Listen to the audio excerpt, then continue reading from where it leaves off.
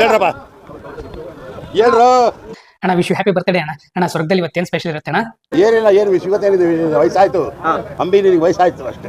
ಅಣ್ಣ ನಿನಗೆ ವಯಸ್ಸಾಗಲ್ಲ ಅಣ್ಣ, ನೀನು ಚಿರಂಜೀವಿ ಅಣ್ಣ. ಅಣ್ಣ ಆಮೇಲೆ ಅದು ಇವತ್ತು ಸ್ವರ್ಗದಲ್ಲಿ ಏನಾದರೂ ವಿಷ್ಣು ಸರ್ ಜೊತೆಗೆ ಪ್ಲಾನ್ ಮಾಡ್ಕೊಂಡಿದ್ದೀರಾ?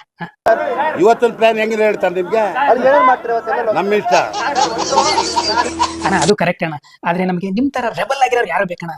ಅದು ಆಗ್ಬೋದ ಅಣ್ಣ? ಇಲ್ಲ, ಚಾನ್ಸೇ ಇಲ್ಲ, ನೋ ವೇ. ಅದನ್ನು ಕರೆಕ್ಟ್ ಅಣ್ಣ, ನೀವು one and only masterpiece ಅಣ್ಣ.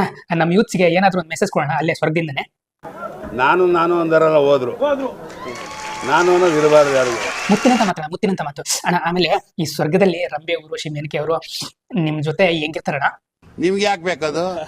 ತಿಕಾ ಮುಚ್ಕೊಂಡು ಹೋಗಲ್ಲ, ಒಳ್ಳೆ ಕಥೆ. ಆಯ್ತು, ಓಕೆ. ವಿಶ್ ಹ್ಯಾಪಿ ಬರ್ತ್ಡೇ ಅಣ್ಣ. ಒನ್ಸ್ ಅಗೇನ್ ಥ್ಯಾಂಕ್ ಯು ಅಣ್ಣ. ಹುಟ್ಟಬೇಕು, ಬೆಳೆಸ್ತಾನೆ, ಬೆಳಿಬೇಕು, ಹೊಗೆ ಆಗ್ತಾನೆ.